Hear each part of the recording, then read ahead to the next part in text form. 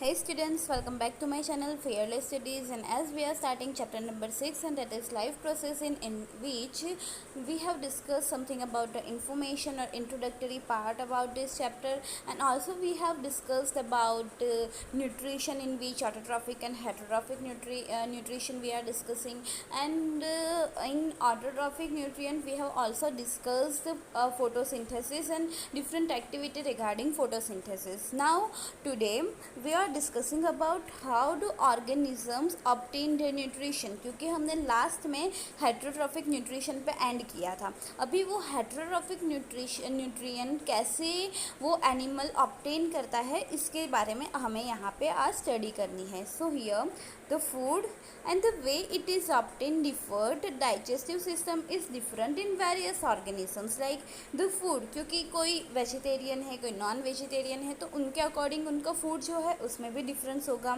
The way it is obtain differ. अभी multi cellular organism की बात कर लो कि जैसे हम ह्यूमन बींग है तो हम कोई अलग वे से फूड को ऑब्टेन करते हैं, बट अगर वैसे ही अगर एनिमल्स की बात करो, इधर लायन डियर वॉट एवर, तो वो भी अपना फूड डिफरेंट तरीके से ऑब्टेन करते होंगे।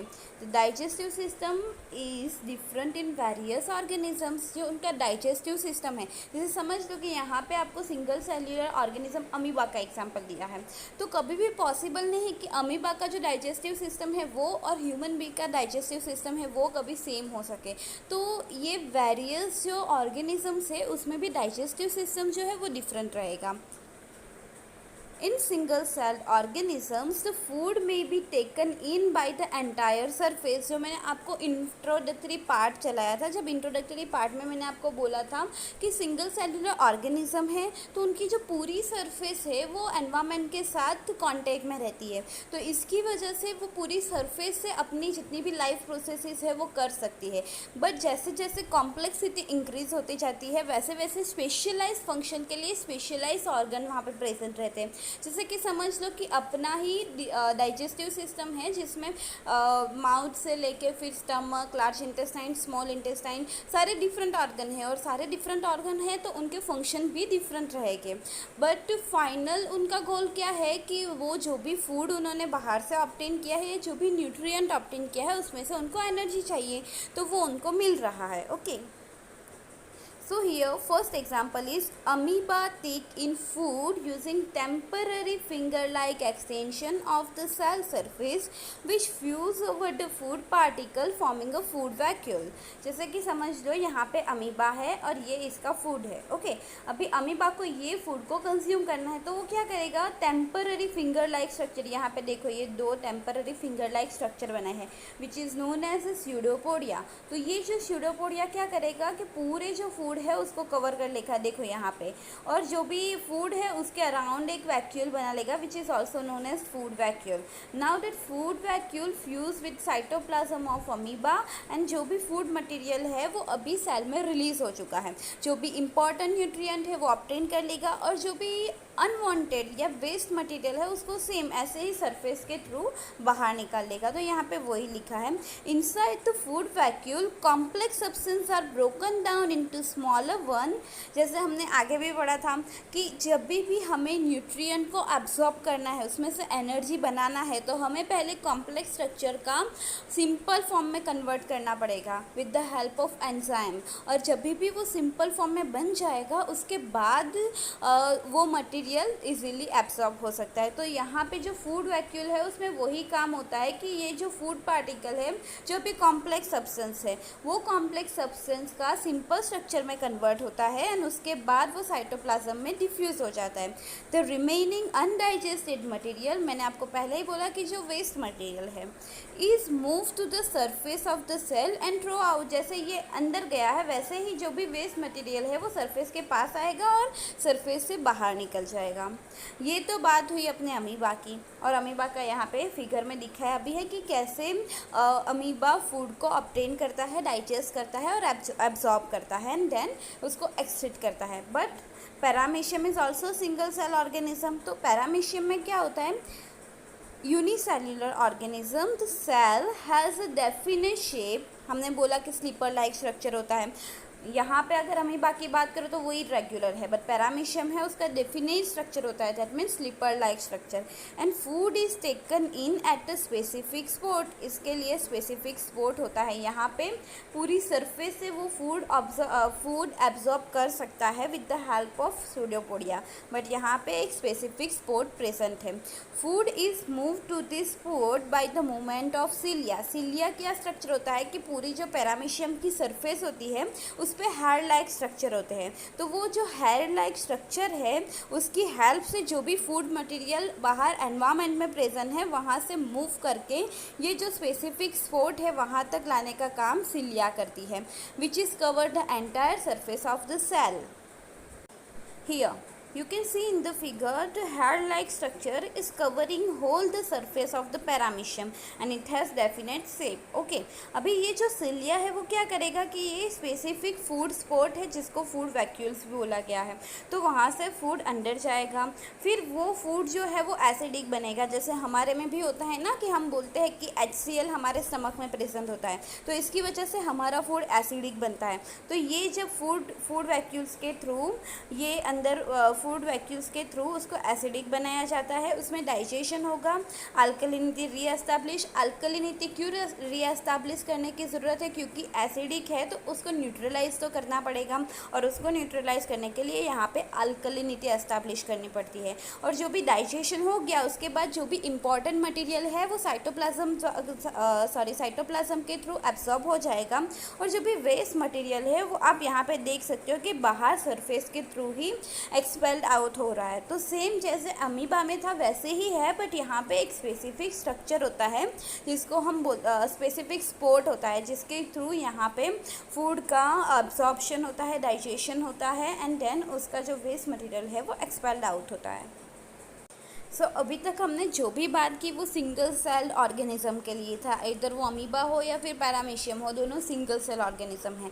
But multi cellular organism specifically human being. Okay, human being में भी तो डाइजेशन कैसे होता है वो जानना इम्पॉर्टेंट है। ओके, सो यहाँ पे next topic is nutrition in human beings. Human beings को कैसे न्यूट्रिएंट प्रोवाइड होता है। सो द एलिमेंट्री कैनाल, जो डाइजेस्टिव सिस्टम है अपना उसको ही एलिमेंट्री कैनाल बोलते हैं, is basically a long tube extending from the mouth to the anus. Okay, tube has different part. अभी ये जो लॉन्ग ट्यूब है जो माउथ से लेकर एनस तक जाती है तो उसमें डिफरेंट पार्ट्स होते हैं। जैसे मैंने आपको बोला कि माउथ से स्टार्ट हो तो उसके बाद इसोफेगस होता है, इसोफेगस के बाद stomach, small intestine, large intestine, rectus, anus, सब डिफरेंट पार्ट होते हैं, है ना। तो ये पूरा tube has a different parts and different part has different function to perform. अभी वो कौन से पार्ट है, कहाँ से लेके कहाँ तक होता है, कैसे डाइजेशन होता है, वो हम आगे पढ़ेंगे। First of all let's see the figure in which first is mouth in which tongue is present and it is also known as a buccal cavity और oral cavity। okay, तो ये जो oral cavity है उसमें teeth और टंग होगा, उसके बाद वो आगे जाएगा इसोफेगस के थ्रू जिसको हम फूड पाइप भी बोलते हैं। अभी ये इसोफेगस है, वो इसोफेगस का कनेक्शन होगा स्टमक के साथ। स्टमक का कनेक्शन होगा, ये जो कॉइल्ड स्ट्रक्चर है उसको हम बोलते हैं स्मॉल इंटेस्टाइन, तो वो स्मॉल इंटेस्टाइन के साथ कनेक्ट होगा। स्मॉल इंटेस्टाइन फिर लार्ज इंटेस्टाइन के साथ कनेक्ट करेगी, और लार्ज इंटेस्टाइन के बाद जो वेस्ट मटेरियल है वो एनस के थ्रू बाहर चले जाता है। अभी ये जो बात हुई वो तो कौन कौन से ऑर्गन इन्वॉल्व है, जैसे mouth, oesophagus, stomach, small intestine, large intestine and anus. But उसके अलावा बहुत सारी ग्लैंड्स है जो अपना सिक्रीशन करती है और जो डाइजेशन में हेल्पफुल रहती है। तो एक जो ग्लैंड है वो माउथ में प्रेजेंट होती है जिसको सलाइवरी ग्लैंड बोलते हैं। दूसरी जो ग्लैंड है वो यहाँ पे लीवर है एंड उसके साथ साथ बाइल डक्ट प्रेजेंट होता है। दोनों सिंपल ओपनिंग के थ्रू स्मॉल इंटेस्टाइन में ओपन होता है।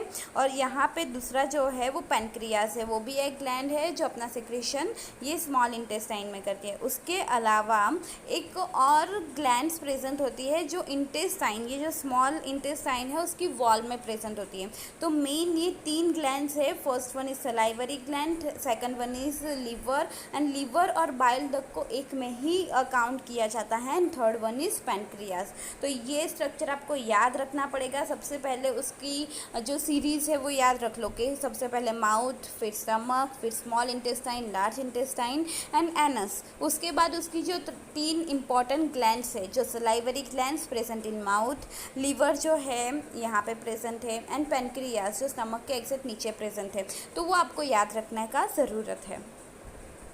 Now we are going to informatory part in which it various type of food which has to pass through the same digestive tract. Okay, मतलब क्या कहना चाहते हैं कि बहुत different various types of food, अगर वेजिटेरियन की ही बात करो तो उसमें भी हम लोग बहुत सारे जैसे स्प्राउट्स है, वेजिटेबल्स है, फ्रूट्स है, different kind of food we are eating. Okay, तो इसीलिए अलग फूड है फिर भी उसको पास तो एक ही डाइजेस्टिव ट्रैक्ट से होना है।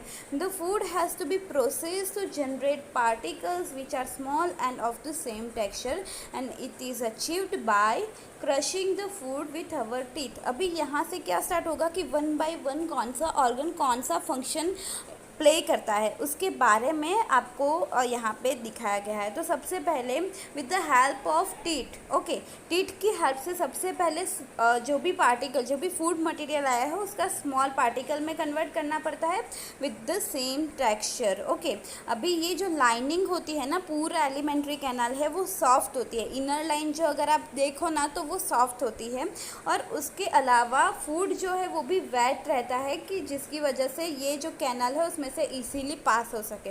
अभी फूड को वेट कौन करता है, तो वाटर हमारे बकल कैविटी मतलब कि ओरल कैविटी या माउथ में प्रेजेंट होता है, बट वो वाटर के साथ साथ एक और फ्लूइड होता है which is secreted by salivary glands which is known as saliva. हम बोलते हैं कि सलाइवा है हमारे माउथ में, तो उसमें वाटर के अलावा सलाइवा होता है जो सिक्रेट किससे होता है, सलाइवरी ग्लैंड से। ओके, अभी ये क्या करेगा कि जो कॉम्प्लेक्स नेचर होगा, मतलब कि जो भी फूड बाहर से अपटेक किया है अगर वो कॉम्प्लेक्स फॉर्म में होगा तो उसका एलिमेंट्री कैनाल के थ्रू इजीली एब्जॉर्ब हो सके। मतलब देखो, मैंने आपको सीरीज़ एक बता दिया है कि पहले कॉम्प्लेक्स स्ट्रक्चर होगा, एंजाइम उसका सिंपल फॉर्म में कन्वर्ट करेगा, और सिंपल फॉर्म में कन्वर्ट होने के बाद ही एलिमेंट्री कैनाल की जो वॉल है उसको एब्जॉर्ब करेगी। तो अगर हमें कोई भी न्यूट्रिएंट को अपनी बॉडी में एब्जॉर्ब करना है तो सबसे पहला कंडीशन क्या है कि कॉम्प्लेक्स नेचर है उसका कन्वर्जन हो सिंपल फॉर्म में।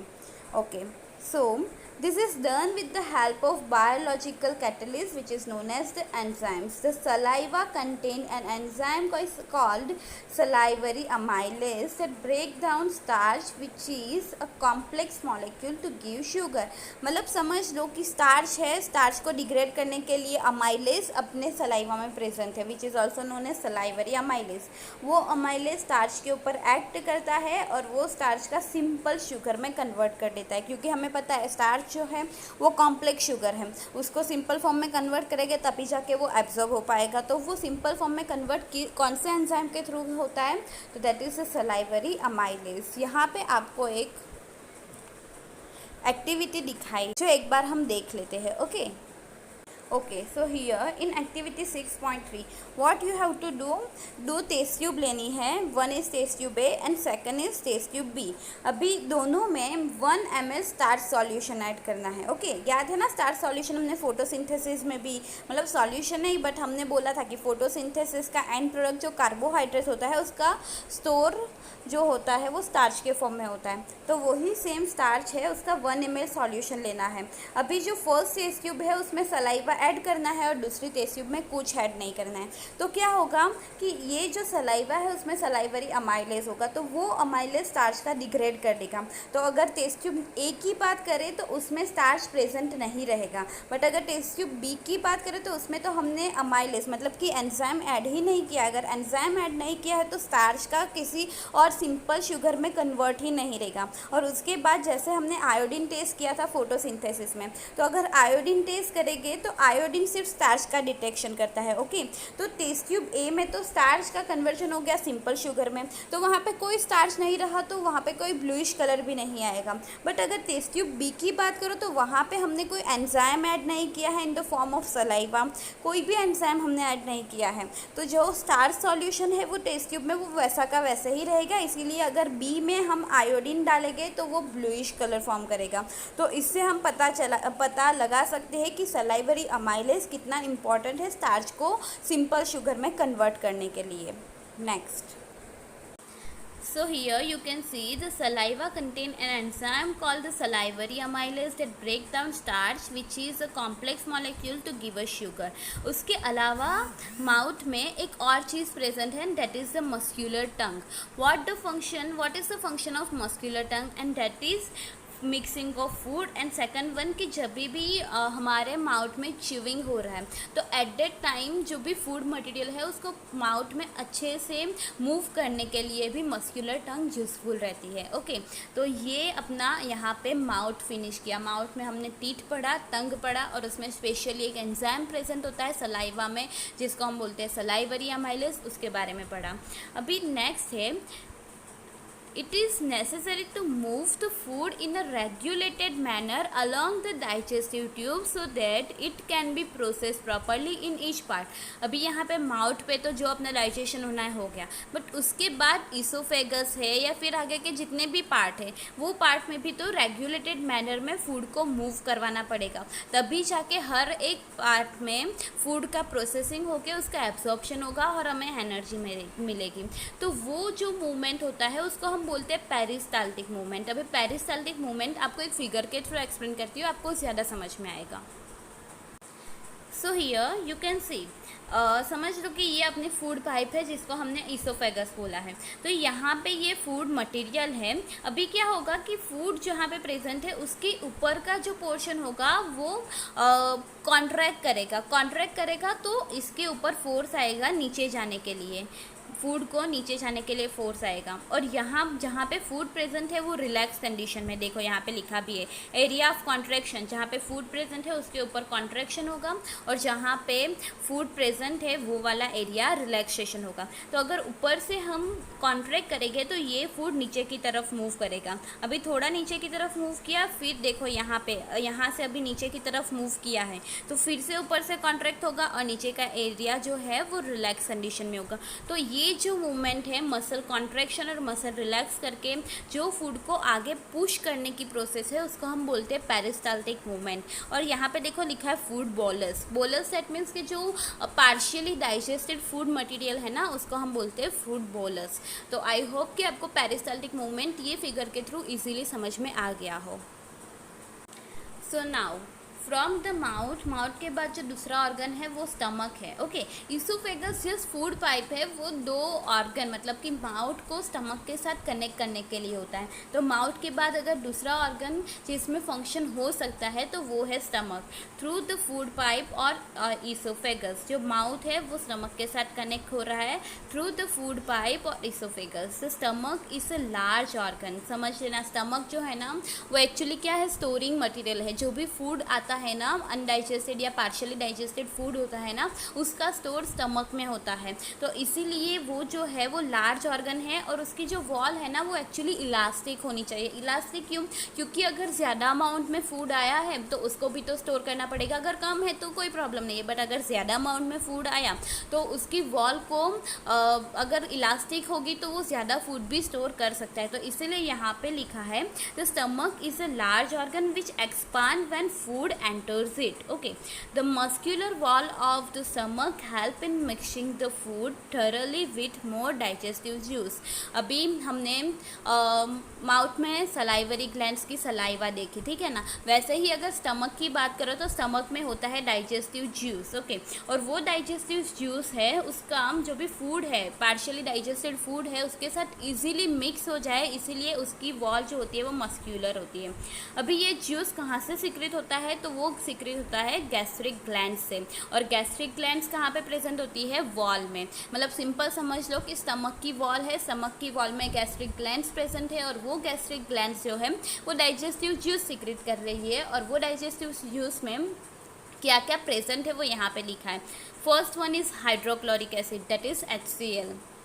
Second is pepsin. नाम से ही आपको पता चलता है पेप्सिन. पेप मतलब कि रिलेटेड टू प्रोटीन. जो प्रोटीन डाइजेशन में हेल्प करता है वो एंजाइम को वो बोलते हैं pepsin. And third one is mucus. Okay, तो तीन मेन यहाँ पे आपको दिए हैं, वो आपको याद रखना है कि गैस्ट्रिक ग्लैंड से क्या रिलीज होता है. अभी फर्स्ट ऑफ ऑल जो हाइड्रोक्लोरिक एसिड है ना वो स्टमक का मीडियम एसिडिक बनाता है, ठीक है ना. वो मीडियम एसिडिक बनाने की ज़रूरत क्या है, क्योंकि अगर हाइड्रोक्लोरिक मीडियम को एसिडिक नहीं बनाएगा तो पेप्सिन जो है वो वर्क नहीं कर पाएगा। आपने केमिस्ट्री में पढ़ा ही होगा कि कोई भी एंजाइम्स होता है या कोई भी कैटलिस्ट होता है ना, उसका एक स्पेसिफिकली पीएच रहता है, एसिडिक पीएच या बेसिक पीएच। तो जो पेप्सिन है वो एसिडिक पीएच में अच्छे से फंक्शन करता है, तो उसकी एक्टिविटी एफिशिएंटली रहे, इसीलिए HCl जो है वो एनवायरनमेंट को एसिडिक बनाता है। उसके अलावा जो हाइड्रोक्लोरिक एसिड है ना, वो क्या करता है कि जो भी अननेसेसरी माइक्रो ऑर्गेनिजम्स हैं उसको भी किल करता है। तो ये हाइड्रोक्लोरिक एसिड एक तरह से इम्पॉर्टेंट है। और पेप्सिन का तो मैंने आपको बता दिया कि वो प्रोटीन का डाइजेशन करता है, प्रोटीन का डिग्रेडेशन करता है। And third one is mucus. Mucus क्या करता है कि जब भी स्टमक में कुछ भी फूड नहीं आया है उस टाइम पे भी तो हाइड्रोक्लोरिक एसिड रिलीज़ होगा। तो एसिडिटी की वजह से, मतलब कि जो एसिड है उसकी वजह से हो सकता है कि स्टमक के वॉल को हार्मफुल इफेक्ट आ सके। तो वो स्टमक के वॉल को प्रोटेक्ट करने के लिए म्यूकस प्रेजेंट है। देखो यहाँ पे लिखा भी है, mucus protect the inner lining मतलब कि स्टमक की इनर साइड की wall, inner lining of the stomach from the action of the acid under normal condition. Okay, तो इतना आपको समझ में आ गया कि स्टमक है, स्टमक की वॉल में क्या प्रेजेंट है, गैस्ट्रिक ग्लैंड्स प्रेजेंट है। वो गैस्ट्रिक ग्लैंड्स जो है वो डाइजेस्टिव जूस सिक्रेट कर रहा है, और वो डाइजेस्टिव जूस में 3 इंपॉर्टेंट मटेरियल हैं, that is hydrochloric acid, pepsin and mucus, और उनके फंक्शन क्या है वो आपको याद रखना है। ओके नेक्स्ट आपने सुना होगा कि बहुत सारे इंसान ऐसे हैं जिनको एसिडिटी की प्रॉब्लम होती है। तो वो एसिडिटी किसकी वजह से होती है, क्योंकि मैंने आपको आगे ही पढ़ा है कि स्टमक में HCl मतलब कि हाइड्रोक्लोरिक एसिड प्रेजेंट होता है।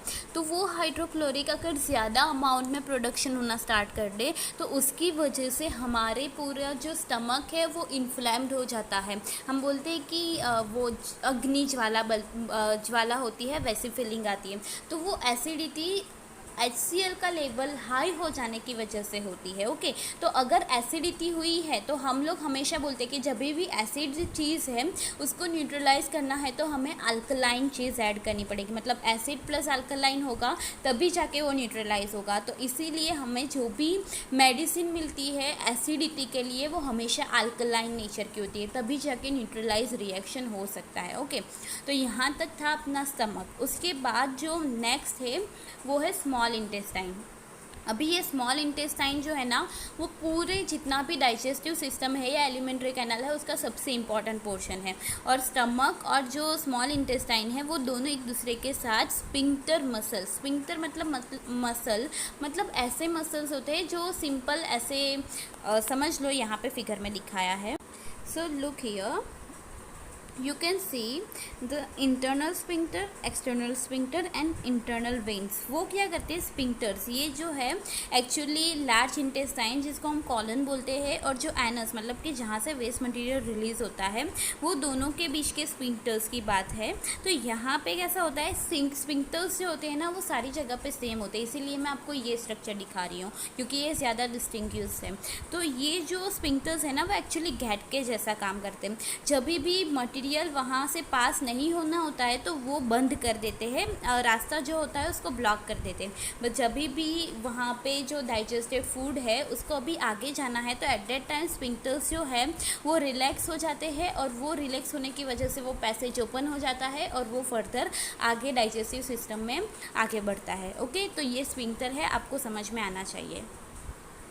Now small intestine is actually the longest part. Okay, सबसे ज़्यादा अगर लॉन्गेस्ट पार्ट है तो वो स्मॉल इंटेस्टाइन है। और वो लॉन्गेस्ट होने की ज़रूरत क्यों है, क्योंकि मैंने आपको बोला कि स्मॉल इंटेस्टाइन इम्पॉर्टेंट है। क्यों इम्पॉर्टेंट है, क्योंकि उसकी लेंथ ज़्यादा है, और लेंथ ज़्यादा है तो उसका डाइजेशन और उसका जो भी फूड डाइजेस्टेड हुआ है उसका एब्जॉर्प्शन ईजीली हो सके, इसीलिए लॉन्गेस्ट पार्ट है। which is fitted into a compact space because of extensive coil।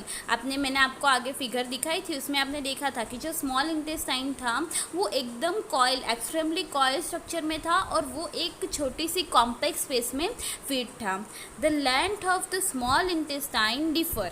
अभी ये स्मॉल इंटेस्टाइन जो है ना उसकी लेंथ डिफर कैसे होती है, क्योंकि हर्बीवोरस है तो हर्बीवोरस के फूड में ज़्यादातर वेजिटेबल्स होगी। और आप सबने पहले भी पढ़ा है कि अगर वेजिटेबल सेल्स है तो उसमें सेल वॉल प्रेजेंट होगी, जबकि एनिमल सेल है तो उसमें सेल वॉल प्रेजेंट नहीं होगी। तो अगर वहाँ पे सेल वॉल प्रेजेंट है जो स्टार्च से बनी हुई है, ओके, तो वो सेल वॉल स्टार्च से नहीं, सेल्यूलोज से बनी हुई है।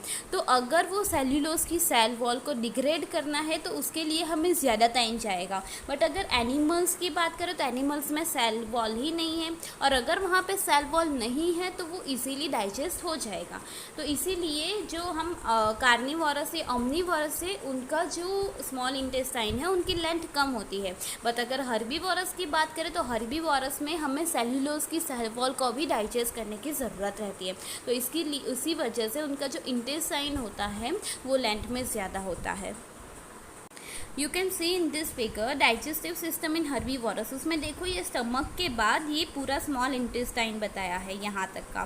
तो ये स्मॉल इंटेस्टाइन की लेंथ देखो, और यहाँ पे कार्निवोरस है, कार्निवोरस या ओमनिवोरस, तो उसमें जो स्टमक के बाद ये जो इतना पोर्शन है वो स्मॉल इंटेस्टाइन है। तो यहाँ पे स्मॉल इंटेस्टाइन की लेंथ देखो और यहाँ पे स्मॉल इंटेस्टाइन की लेंथ देखो, वो आपको समझ में आ रहा होगा कि हर्बीवोरस है तो हर्बीवोरस में लेंथ ज़्यादा है और कार्निवोरस में लेंथ कम है। और इसके पीछे का कॉन्सेप्ट आपको याद रखना पड़ेगा कि अगर ये ग्रीन वेजिटेबल्स खा रहे हैं तो उसमें सेल्यूलोज की सेल वॉल है और सेल वॉल को डाइजेस्ट करने के लिए ज़्यादा टाइम चाहिए, जबकि इसमें जो भी हंटिंग करके खा रहे हैं एनिमल्स को उसमें सेल वॉल प्रेजेंट नहीं है, इसीलिए वो इजीली डाइजेस्ट हो जाता है। ये आपको याद रखना है, इसका कॉन्सेप्ट भी याद रखना है। तो यहाँ पे वही लिखा है हर्बीवोरस एंड कार्निवोरस को लेके। Okay, then next, small intestine is the site of complete digestion of carbohydrate, protein and fats. As I have already told you कि सबसे ज़्यादा डाइजेशन एंड एब्जॉर्प्शन यही एरिया में होता है। Secretion of the liver and pancreas यहाँ पे सबसे ज़्यादा, मतलब समझ लो कि जो स्मॉल इंटेस्टाइन है ना, यहाँ पे 3 तरह के सिक्रेशन होंगे। फर्स्ट जो लिवर और बाइल डक्ट्स में से होगा वो, सेकंड जो पैनक्रियास में से होगा वो, एंड थर्ड कि जो इंटेस्टाइन है उसकी ही सेल वॉल में ग्लैंड्स प्रेजेंट होगी तो वो भी सिक्रेशन करेगा। तो इसीलिए यहाँ पे 3 सिक्रेशन इम्पॉर्टेंट है। और यहाँ पे ये सिक्रेशन क्यों हो रहे हैं? क्योंकि हमें यहाँ पे कंप्लीट डाइजेशन करना है किसका? कार्बोहाइड्रेट, प्रोटीन्स एंड फैट का।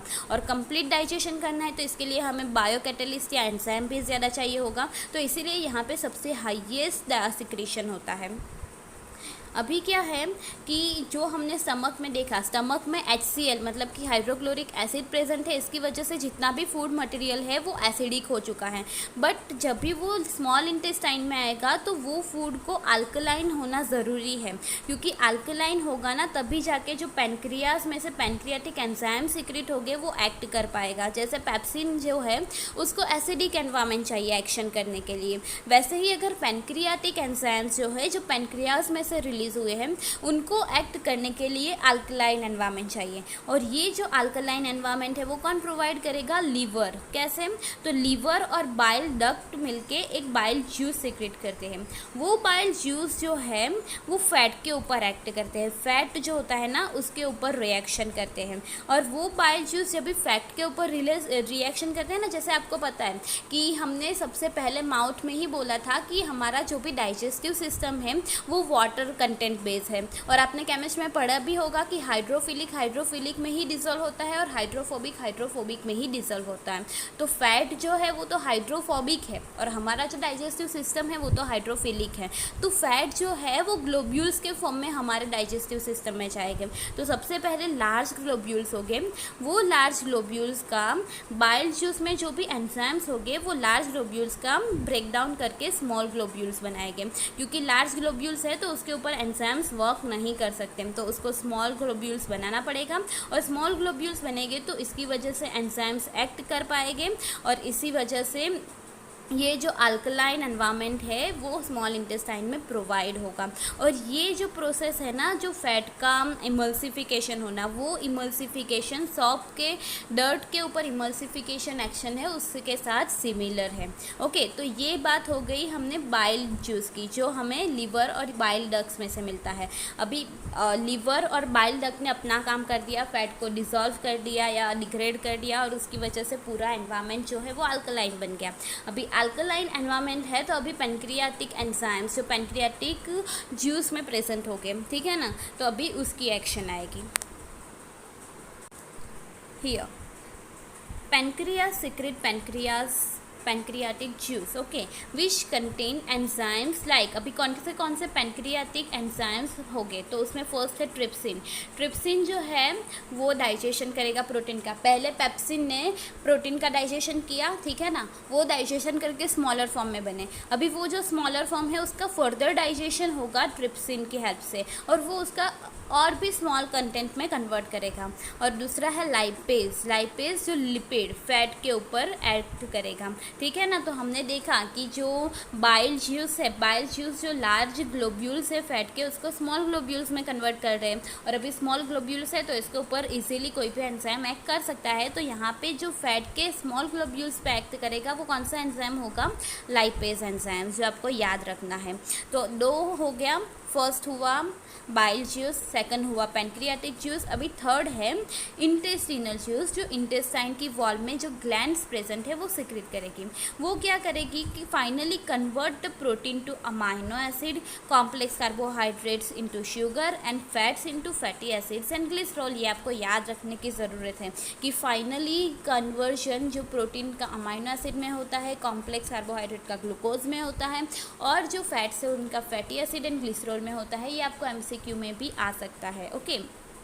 तो इतने तक हमने अभी स्मॉल इंटेस्टाइन कंप्लीट किया, जिसमें 3 तरह के जूस पढ़े, वो लॉन्गेस्ट पार्ट है वो पढ़ा कि इसमें हर्बीवोरस और कार्निवोरस है तो उसमें क्या डिफरेंस हो सकता है वो पढ़ा।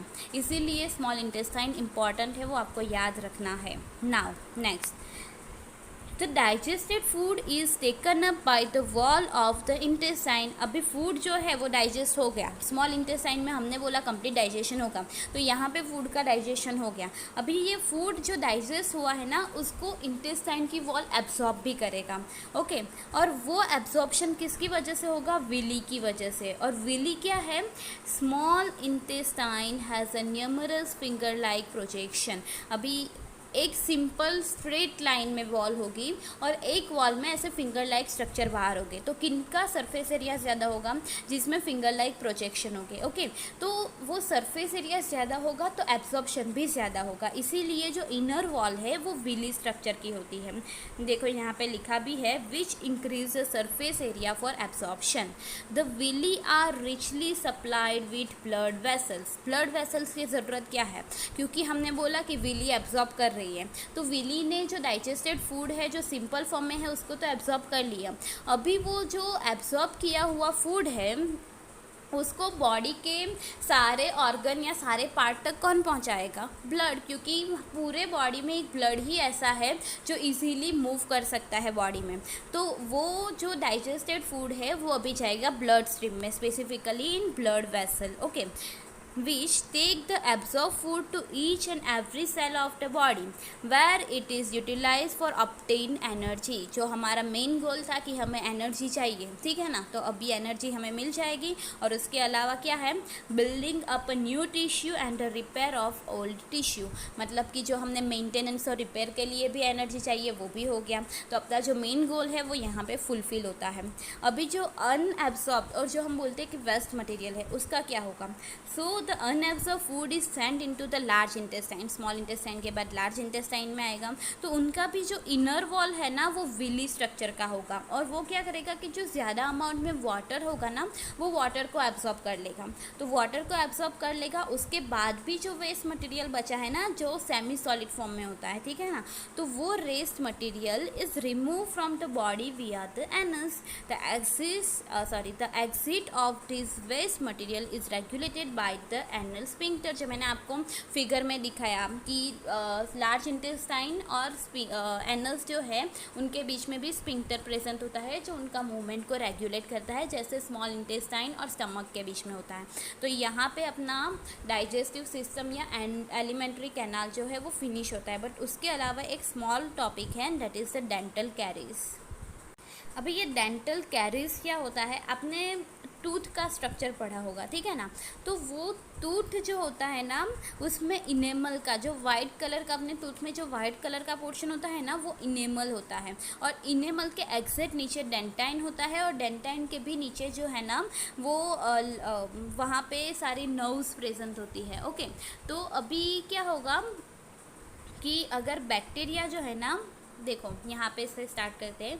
डेंटल कैरीज और tooth decay cause gradual softening of enamel and dentine. Enamel, अगर आप अपना वाइट कलर का पोर्शन देखो टीथ का, तो वो सॉफ्ट है नहीं है, बट अगर उसका ग्रेजुअल सॉफ्टनिंग हो रहा है, डेट मीन्स के वहाँ पे डेंटल कैरीज हो रही है या टूथ डिके हो रहा है। It begins when bacteria acting on sugar produce acid. Acid जो है ना वो एक ऐसा मटेरियल है कि वो किसी को भी सॉफ्ट कर सकता है, ठीक है ना। मतलब किसी के भी साथ रिएक्शन करके उसमें पोर्स बना सकता है, और पोर्स बनने की वजह से वो सॉफ्ट हो जाता है। तो अगर कोई भी बैक्टीरिया ऐसे है जो शुगर के साथ रिएक्शन करके एसिड प्रोड्यूस कर रहा है, तो वो एसिड इनेमल और डेंटाइन को सॉफ्ट कर लेगा या डीमिनरलाइज कर लेगा। डीमिनरलाइज जैसे हमने 9th स्टैंडर्ड में जब साइकिल्स पढ़ी थी, नाइट्रोजन साइकिल्स वो सारी, तभी हमने बोला था डीमिनरलाइज का मतलब क्या होता है, कि इसमें जो भी हार्डनिंग मटेरियल है ना वो अभी सेपरेट हो रहा है। masses of bacteria called masses of bacterial cell together with food particles stick to the teeth to form a dental plaque। Plaque क्या होता है, अगर आपने खाने के बाद ब्रश नहीं किया है, ठीक है ना, तो थोड़े टाइम तक ऐसे ही रहोगे ना, तो आपके टीथ के ऊपर येलोइश वाइट कलर की एक परत जैसी जम जाएगी। तो वो जो है ना उसको हम बोलते हैं प्लेक। और वो जो परत जमती है ना, जो डेंटल प्लेक है, उसमें बैक्टीरियल सेल प्रेजेंट होते हैं और साथ में फूड भी प्रेजेंट होता है। ओके, अगर हमने उसको अच्छे से ब्रश नहीं किया, मतलब अगर समझ लो कि वहाँ पे प्लेक हो गया, तो प्लेक हो गया तो इसकी वजह से हम वहाँ तक अपना क्लीनिंग नहीं कर सकते और ज़्यादा अमाउंट में एसिड प्रोड्यूस होना स्टार्ट हो जाता है। तो इसकी वजह से वहाँ पे डेंटल कैरीज आनी स्टार्ट हो जाती है। Saliva cannot reach the tooth surface to neutralize the acid as plaque covered the tooth. Brushing the teeth after eating remove the plaque before the bacteria produce acids. If untreated, microorganism में invade the pulp. Okay, pulp जिसमें मैंने बोला कि nerves present होती हैं, तो वो pulp को इन्वेड कर लेगी और कोजिंग इन्फ्लेमेशन एंड इन्फेक्शन। आपको टूथ की फिगर दिखाती हूँ, आपको और ज़्यादा अच्छे से समझ में आएगा। Here you can see the outer white portion is enamel, which is strongest part. Then after dentine, the yellow portion and pulp, वहाँ जहाँ पे ब्लड वेसल्स नर्व्स प्रेजेंट होती है। तो अगर बैक्टीरिया जो भी शुगर मटेरियल है उसको एसिड में कन्वर्ट करेगा, तो इनेमल का भी सॉफ्टनिंग होगा और डेंटाइन का भी सॉफ्टनिंग होगा, और उसके ऊपर जो परत जमेगी उसको हम क्या बोलते हैं, डेंटल प्लेक। तो डेंटल प्लेक की वजह से जो भी हमारा सलाइवा है वो वहाँ पे न्यूट्रलाइजेशन नहीं कर पाएगा, क्योंकि एसिड तो प्रोड्यूस हो रहा है, बट उसको न्यूट्रलाइज भी करने के लिए हमारे पास सलाइवा में बहुत सारे कंपोनेंट प्रेजेंट हैं, बट प्लेक की वजह से वो न्यूट्रलाइजेशन नहीं होगा, और इसकी वजह से यहाँ पे डेंटल कैरीज मतलब कि कहीं पे सॉफ्टनिंग हो जाना, ब्राउनिश पोर्शन हो जाना, वैसा हो जाता है। ओके, तो यहाँ पे आज अपना जो भी डेंटल कैरीज का है वो टॉपिक फिनिश करते हैं।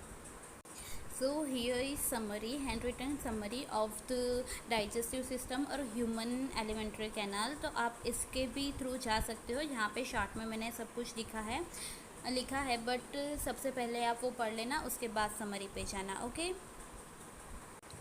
This is the second page of summary.